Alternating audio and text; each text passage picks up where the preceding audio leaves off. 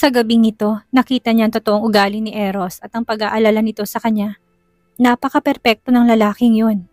Subalit, maaari pa ba niyang hangaan, mahalin at maramdaman ang bawat salita at kilos nito nang hindi siya magdududa? Maaari pa ba niyang balikan ang nakaraan at ituring na lamang ito bilang isang nakakatanda mula ngayon? Paano naman niya yun magagawa? Mahal niya si Eros at alam niya yun sa kanyang puso. Kahit pang pakiramdam niya itinataboy siya nito sa ibang lalaki para hindi niya yun kaya. Ang puso niya ay dalawa lang ang minahal. Ang kanyang nakaraan na si Douglas at ang kanyang kasalukuyan na si Eros. Kinabukasan, nagising si Shera dahil sa pag-vibrate ng phone sa sofa. Masakit ang kanyang katawan saka nagunat ng mga braso. Habang kinukusot ang kanyang mga mata at umupo, napagtanto niyang natulog siya malapit sa pintuan buong magdamag. Hindi siya nakalipat sa kama at ang malamig na sahig ang sumalo sa payat niyang katawan. May mapait na ngiti siyang iginuhit sa kanyang labi habang tiniis ang sakit sa buong katawan upang kunin ang kanyang telepono. Pagkasagot niya, agad niyang narinig ang takot ng tinig ng kanyang ina. Shera, nasaan ka? Bumalik ka kaagad sa bahay. Ang biyanan mo, dumating kasamang ilang bodyguard at kaagad na binugbog ang kapatid mo. Si Elizabeth ay kilala sa pagiging sentro ng mga iskandalo sa mga party ng mga socialite. Madalas tong iniiwasang ma-offend ng mga tao dahil iba itong magalit. Kaya naman hindi na nagulat si Shera na bigla itong sumugod sa kanilang bahay upang manggulo. Shera, magsalita ka naman.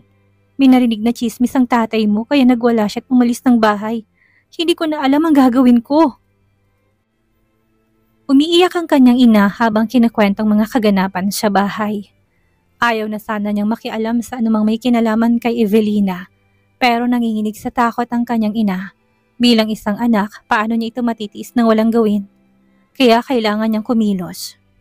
Ma, huwag ka munang umiyak. Uuwi na ako kaagad. Paalam niya dito at kaagad na naghanda para umalis.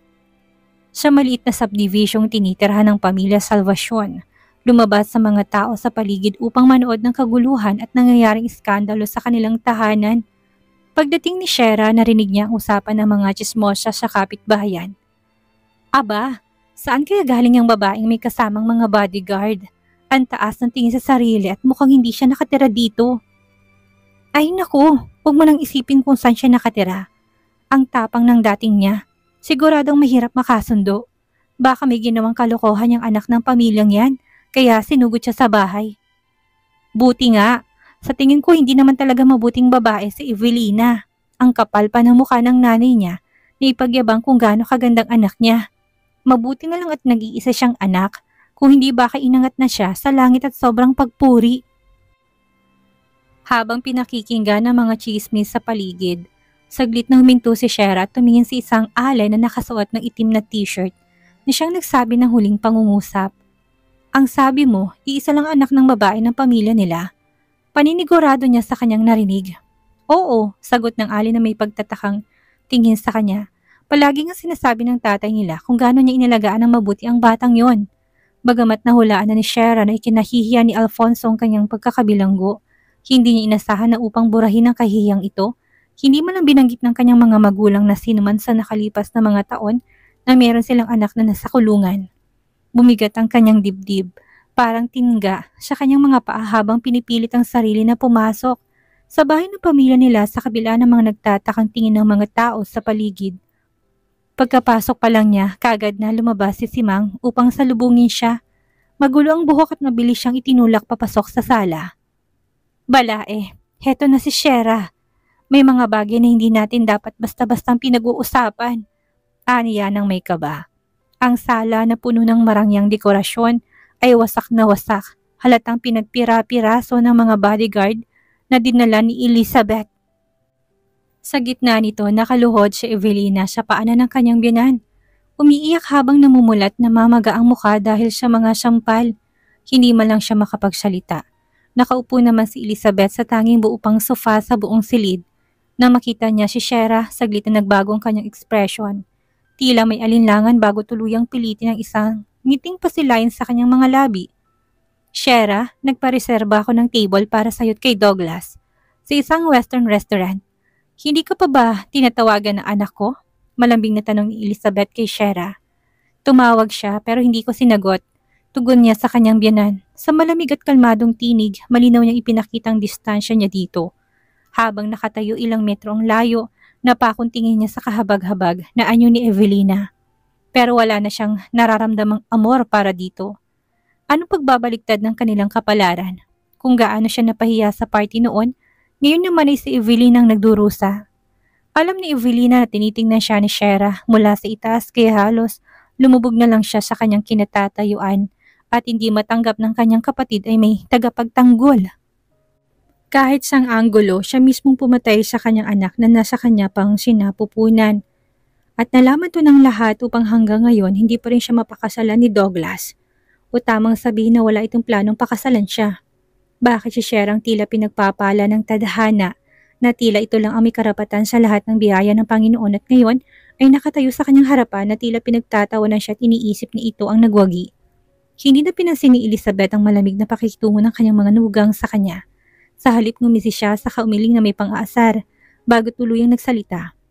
Bilang isang kapatid, nais niyang akitin ng kanyang bayaw.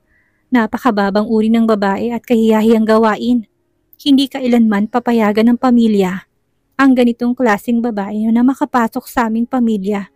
Hanggat ako'y nabubuhay, kung iniisip niya mapapangasawa niya ang aking anak, nagkakamali siya. Mas mabuti pang kalimutan niya ng ilusyon niyang yan. Dahil hindi lang ito ang kaya kong gawin. Bala ay sigurado kung may hindi lang pagkakaunawaan dito. Awat ni Simang. Agad na nagtago sa likod ni Shera habang maingat na pinagtatanggol ang anak. Si Evelina ay laging mabait at masunurin na anak. Paano niya magagawang akitin si Douglas? Sa tingin ko, hindi lang niya basta inaakit ang anak ko. Baka nga nagpabuntis pa siya sa ibang lalaki ng palihim para pikutin ang aking anak.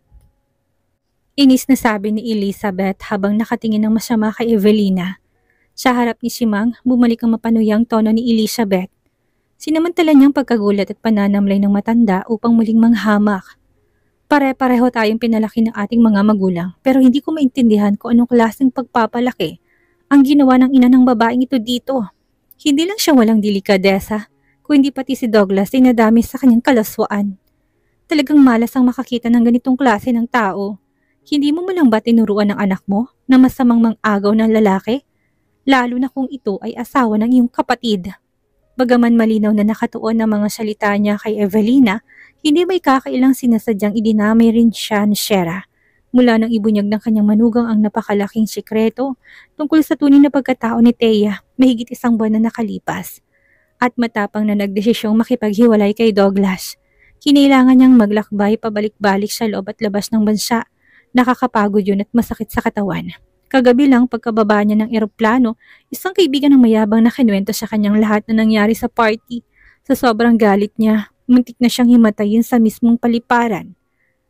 Balae, hindi mo maaring bastusin si Evelina nang walang sapat na ebidensya. Mariing pigil ni Simang kay Elizabeth na pilit pinagtatanggol ang anak. Sa kabila ng kahihiyan, ang mga salitang binitawan nito ay nagpapainit sa mukha ni Simang na matinding kahihiyan. Sa sandaling yon, hindi na siya inisip ang agwat ng estado nila sa lipunan. Agad siyang sumugod upang tulungan si Evelina na nakaluhod sa sahig. Anak ko, naniniwala kung wala kang ginagawang masama. Siguradong hindi lang naintindihan ni Balay ang sitwasyon. Bilis, ipaliwanag mo sa kanya. Naririnig mo ba ako? Utos na si Mang sa kanyang anak. Ma, kahit pabatong puso ni Evelina, hindi niya kayang baliwalain ang panaghoy ng kanyang inang pilit na umiiling at hindi naniniwala sa mga naririnig nito. Nanatili siyang nakaluhod, hindi makagalaw, nakayuko siyang hinahawakan ng kamay ng kanyang ina na nakapatong sa kanyang balikat, ngunit paulit-ulit siyang nagatubiling magsalita. Ikaw talagang makapalang mukha. May gana ka pang magpanggap? Galit na singhal ni Elizabeth kay Evelina. Walang awang pinanood ito ng pagpilit ni Evelina ng panatilihin ang konting dignidad sa harap ng ina niya at lalo niyang ginustong yurakan to. Napangisi siya ng may panunuya bago nagsalitang muli. Kahit na bawal ang pagkuha ng video sa party, napakaraming saksi. Gusto mo bang ipatawag ko sila dito at ipaharap ka sa kanila isa-isa para malaman ng iyong kusino anong ginawa mo? Mabilis na tinakpan ni Simang ang kanyang dibdib, hinahabol ang hininga habang naguunahan ng takot at pagkalito sa kanyang mga mata. Sa kanyang pagtitig kay Evelina, umaasa siyang bibigyang linaw ito ng kanyang anak. Ngunit sa paglipas ng bawat segundo, sa halip na ipagtanggol nito ang sarili, lalo pang lumakas ang paghahaguluhol ni Avelina.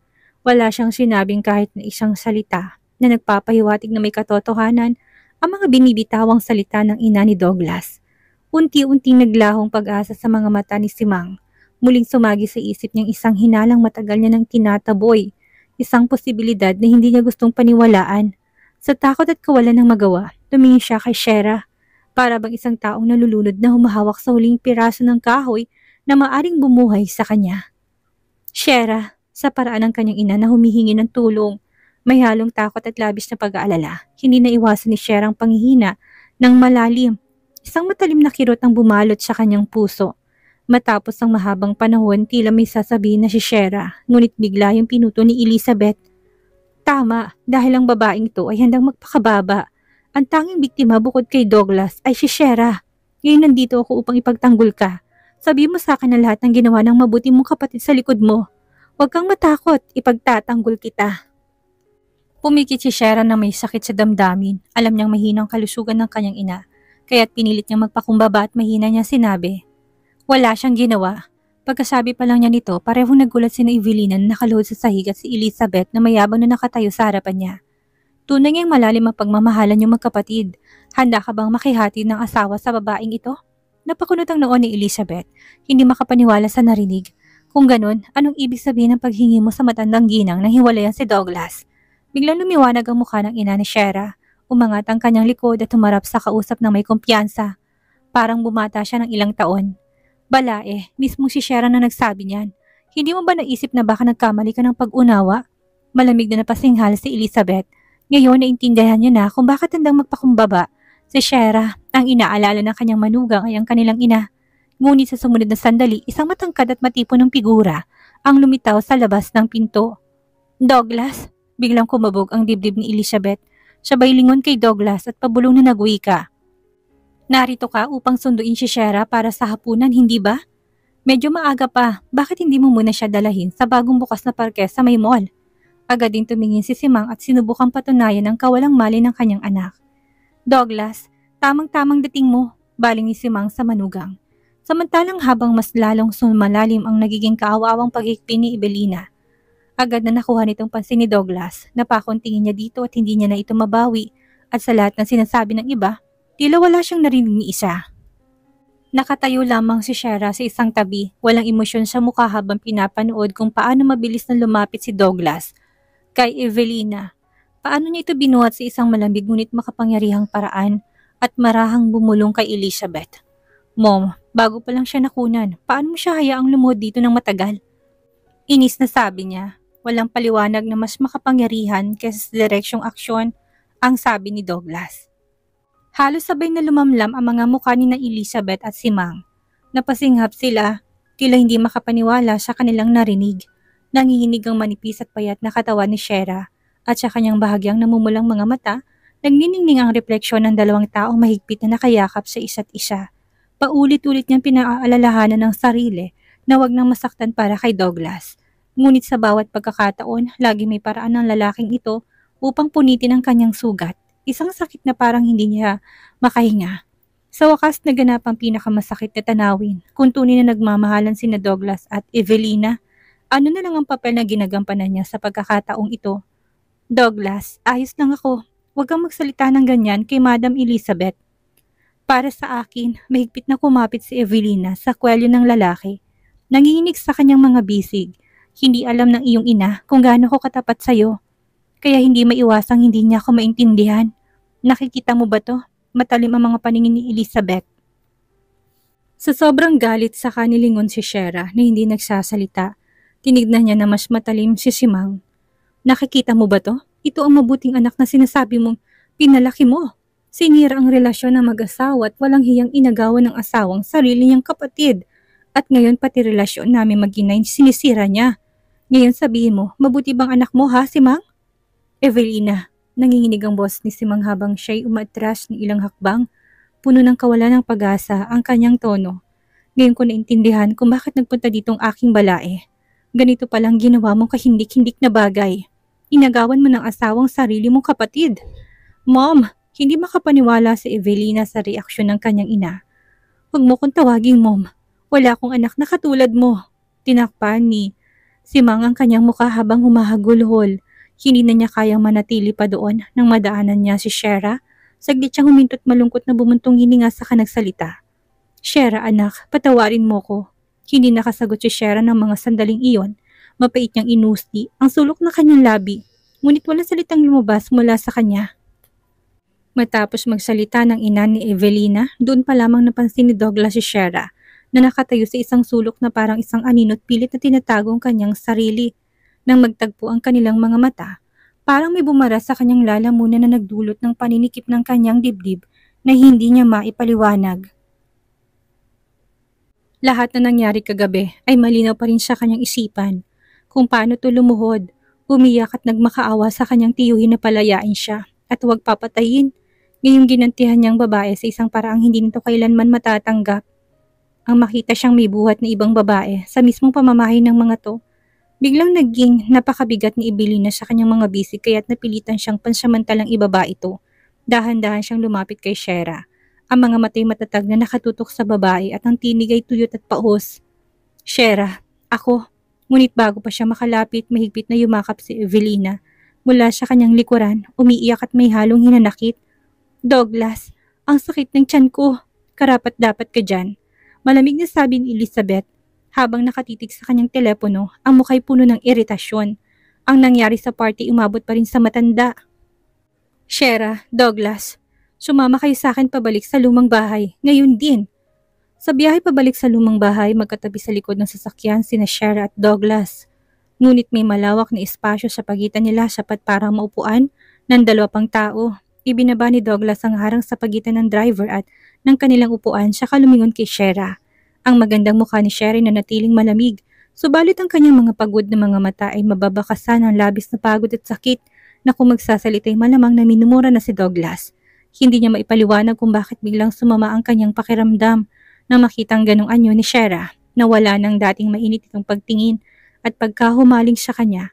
Totoo pala na kapag sumuko ng babae, parang tapos na ang relasyon. Kung ito'y noong 5 taon na nakalipas, si Shera hindi kailanman magagawang isnabin siya. Noon bawat kilos niya mahalaga sa babae at hindi nito magagawang ipahiya siya sa harap ng iba. Mabait ito't palagi may laan ng mahalagang oras para sa kanya.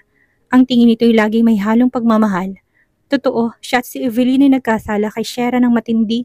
Ngunit bakit tila mas gugustuhin pa nitong tumingin sa binata kaysa tingnan siya? Dahil ba hindi na siya nito mahal? O dahil ba may iba nitong minahal ang kanyang sariling tiyuhin? Nagkamali si Evelina sa nangyari sa party. Sa wakas ay nagsalita si Douglas. Tinakpan ng bibig at saka siya dibdib. Pero nawalan din siya ng anak. Tapusin na natin to dito. Huwag mo nang banggitin to sa harapan ni Lola. Sa loob ng masigip at saradong espasyo, napakalinaw ng mga sinabi na lalaki hindi na magawa ni Shera magkunwaring hindi niya narinig ang mga ito. Mas lalong lumalim ang puot at sakit sa kanyang puso. Bigla siyang lumingon, matalim na nakatitig sa gwapong mukha ng lalaki. Puno ng matinding galit. "Ganun lang ba yun sa'yo, Douglas? Huwag kang masyadong mataas ang tingin sa sarili mo.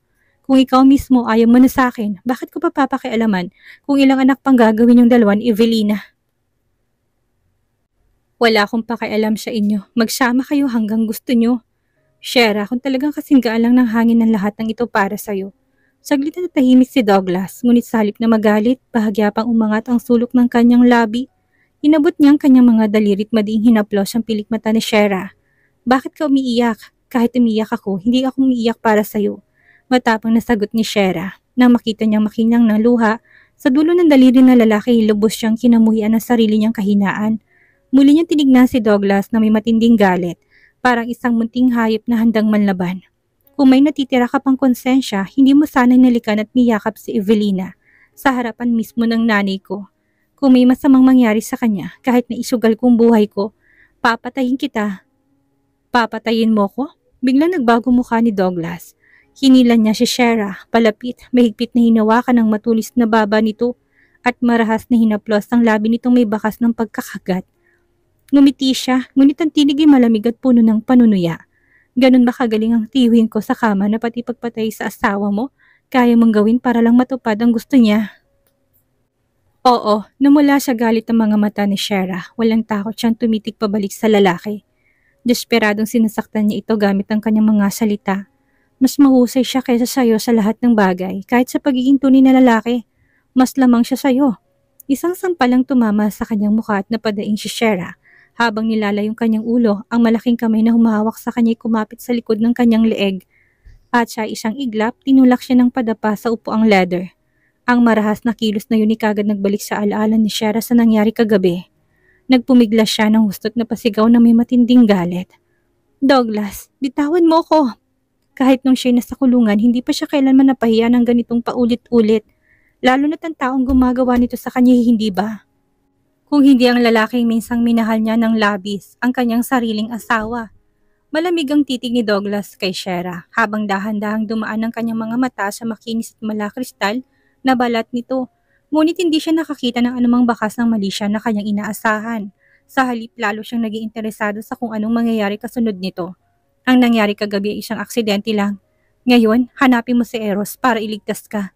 Kung nalaman ko lang na isa kang ganap na hayop, pinabayaan na sana kitang mamatay kagabi. Nanginginig ang buong katawan niya dahil sa matinding galit at puot. Kinagat niya ang kanyang mga ngipin habang pilit iniiwasan ang paghawak ni Douglas sa kanya sa masikip na espasyong iyon. Huwag mo kong hawakan, nakakadiri ka. Nang maisip niya kung paano nilunod ni Douglas ang sarili sa matinding pagnanasa kasama si Evelina at kung paano nito nabuntis ang kanyang kapatid, halos masuka siya sa matinding pagkasuklam. Bahagyang naningkit ang mga mata ni Douglas at sa madilim niyang ekspresyon, pinunit niya ang stockings nito. Hindi kita nakikita bilang marumi, kaya dapat kang magpasalamat sa akin. Salamat? Mapait na natawa si Shera. Ikaw at si Evelyn ang gumawa ng isang kahihahiyang bagay, pero gusto mo pa ring itapon ang dumi sa akin at sa tiyuhin mo. O iniisip mo na kung bababa ako sa antas mo. At gagawin kong kasing sama ng ginawa mo, pareho na tayo mga daga sa imbornal. Wala nang mas mataas o mas mababa dito. Kayo ang marumi. Kayo ang mga bastos at kayo ay mga baboy. Iniigkas niya ang kanyang kamay para sampalin ito. Bagay nga ito't ang kanyang kapatid, parehong makakapalang mga mukha. Nagmaliwanag ang mga mata ni Douglas at kagad hinawakan ng nasaktang pisngi. Ngunit hindi siya kaagad makapagsalita upang pagsinungalingan ito. Kaya ganun pala talagang iniisip mo. Sandali natigilan si Shera na parang natuklasan niya ang pinakanakakatawang biro sa mundo. Napuno ng luha ang kanyang mga mata habang tumatawa. Nananaginip ka. Walang nangyari sa pagitan ko at ng tiyuhin mo. At sa ating dalawa, ikaw lang ang may kasalanan sa akin at ako'y mananatiling malinis. Ipokrito kang hayop ka. Mamatay ka na sana. Sa pagitan ng kanyang pagputol-putol na pagtawa, galit na ipinihit ni Douglas si Shera at maring hinalikan ng mga labi. Sa sandaling yon, sa wakas naniwala si Douglas na nagsasabi ng totoo si Shera mula sa kanyang pag-alangan at takot na reaksyon. Si Shera ay pag-aari pa rin niya at dapat sana ikinatuwa niya to, ngunit nang makitang puno ng galit ng mga mata ng babae, nakaramdam siya ng inis at pagkabalisa. Habang pilit siyang hinahalikan ng lalaki na may malamig na ekspresyon, nagdulot ng matinding sakit sa kanya hanggang sa hindi na siya makapagsalita. Ang huling hibla ng pag-asa sa kanyang puso ay tuluyang naglaho hanggang sa tuluyang mahumaling ang lalaki at piliting siyang tumugon. Walang pakiramdam siyang kumagat ng madiin. Sa mga palabas sa telebisyon, kinakagat ng mga taong kanilang dila upang magpakamatay. Mas pipiliin niyang patayin ito at bayaran siya ng sariling buhay kaysa muli siyang hamakin at gawing laruan ni Douglas. Sa huling sandali maingat na lumayo si Douglas, ngunit isang patak ng dugo pa rin ang lumitaw sa kanyang labi. Shera, paano mo ko nagawang kagatin? Bagamat manhid ang kanyang mga labit mga ngipin dahil sa lakas ng pagkagat sa kanya ng babae, matindi pa rin ang tingin ni Shera sa kanya bago tuluyang nagsalita. Kung hahawakan mo ko muli, kakagating kita hanggang sa mamatay ka. Pwe, para ko hinalikan ng baboy. Yang master, paano kayo nasugatan? Sa harap ng lumang bahay ang doktor ng pamilya na nakatanggap ng abiso ng maaga ay nakapaligid kay Douglas, kasamang ilang iba pa.